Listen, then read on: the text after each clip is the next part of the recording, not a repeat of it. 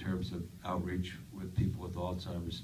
Never give up. Never stop talking. Never, we have this freaking. I have to be careful about the F-bombs, right? At least, how many do I have today? Okay, all right. But we live in a drive-by diagnosis, and we only want to accept what we see, and it's a horrible disease to lose your identity. I don't want your freaking pity, okay? I love you all. I know most of you. I don't want your freaking pity. What I want you to do is I want you to get focused on you and your families and the next generation, okay? It's probably too late for me, but your family, there are people in this room right now with Alzheimer's or in the stages of it, and I want you to start to care about that. I want you to start to talk about that.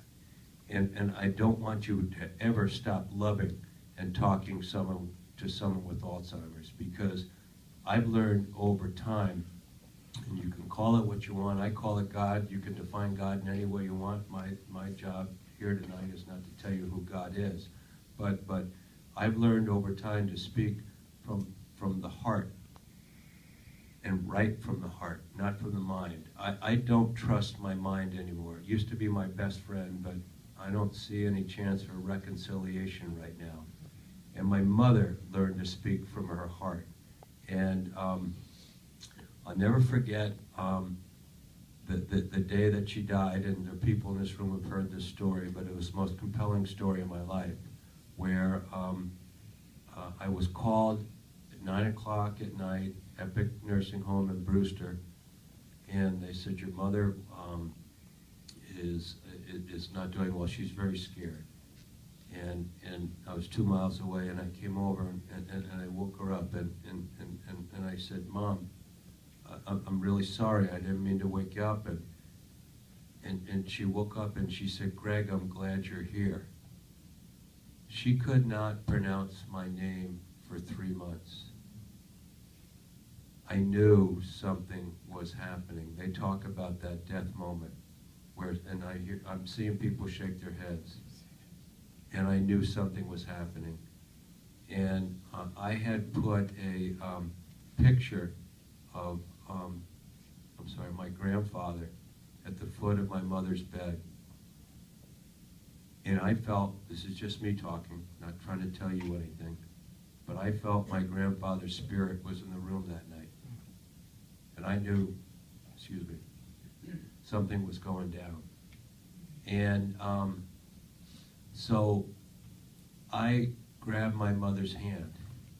She's, Irish lady. She had 10 freaking kids, and she's, 5'2", and now about 100 pounds. And I put my hand over hers, and her little hand came up and put her hand on top of mine, and we talked, and we wasn't big, deep thoughts, but, I'm just telling you, damn it, don't stop loving. Don't stop talking. Don't give up. And so I waited until she fell asleep, her little eyes closed. And I write about this in my book, and I got up, and I kissed her on the forehead. And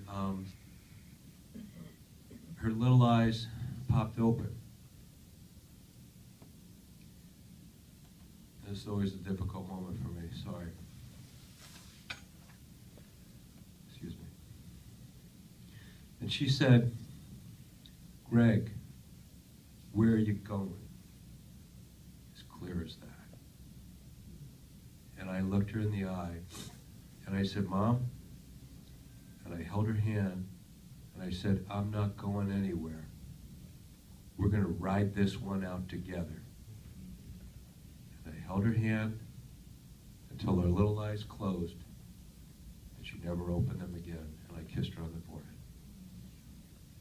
Never, never stop loving in this world. Hold on to that.